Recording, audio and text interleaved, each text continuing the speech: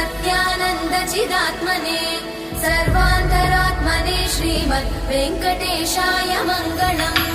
स्वतः सर्वविदे सर्वशक्तये सर्वशेषिने सुलभाय सुशीलाय वेङ्कटेशाय मङ्गलम्।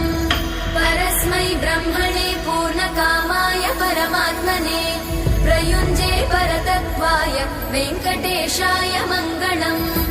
आकालतत्त्वमशान्तमात्मनामनुपश्यताम् अतृप्त्यमृतरूपाय वेङ्कटेशाय मङ्गलम्।